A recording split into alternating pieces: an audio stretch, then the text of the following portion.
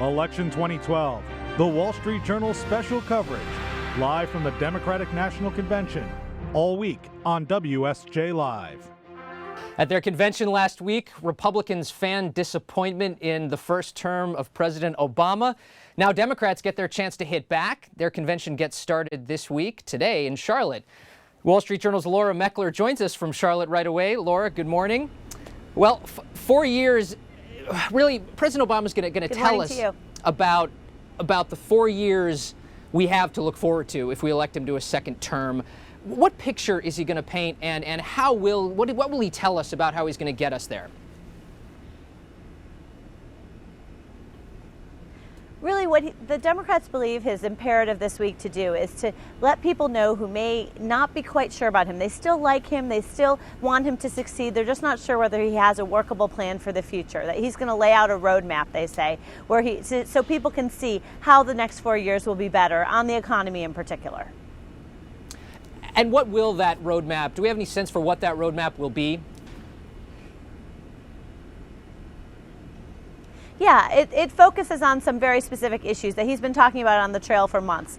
Education, research and development, infrastructure, sort of building what he calls an economy built to last, building the basic building blocks of what makes for long-term growth and success. And he'll also talk about deficit reduction, the idea of what he calls a balanced deficit reduction plan, where we ask wealthy Americans to pay more and in taxes. So that's going to be a big part of what we hear this week, too.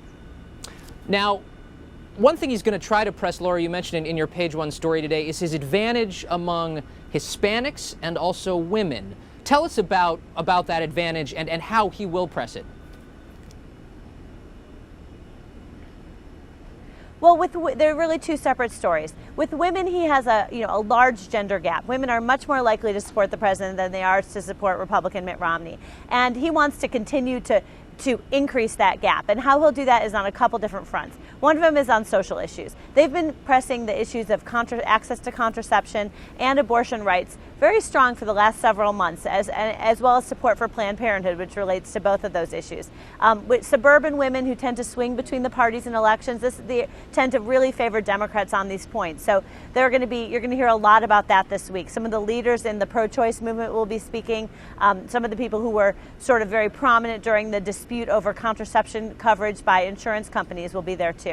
So we're going to hear that. And there's also going to be an appeal to women on economic issues as well. Lilly Ledbetter, who famously sued for pay discrimination, her suit was not allowed to move forward in the Supreme Court. Democrats then passed legislation to help her. She'll also be on stage this week. For Hispanics, is a slightly different story. He also faces an even larger advantage with Hispanic voters, which he also wants to continue to grow. In that case, we're going to hear some prominent and some new Hispanic voices on the stage this week, including tonight's keynote from San Antonio Mayor Julian Castro. Now, that's going to be very interesting. We will have to, of course, to watch for Julian Castro tonight. The other big speaker, of course, will be Michelle Obama. Now, Laura, you mentioned a second ago effectively fiscal reform. Have we gotten really specifics from either President Obama or Governor Romney about how they will rein in deficits?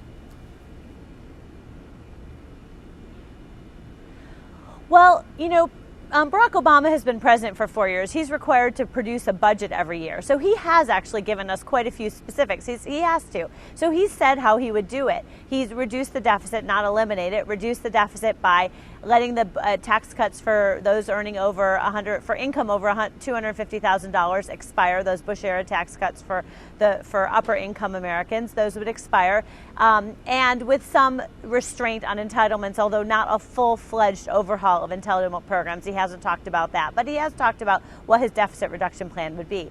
Mitt Romney has said he would reduce the deficit as well, but he really has given not a lot of specifics at all. And specifically, he's proposed a very large additional tax cut in addition to the Bush-era tax cuts, which he would make permanent. And he has not said, and that's estimated by some at $5 trillion over 10 years. He hasn't said, he said it will not add to the deficit, but hasn't said how he'll pay for that. And that has allowed the Obama campaign to raise a lot of questions about that and to suggest that he would pay for it by taxing the middle class.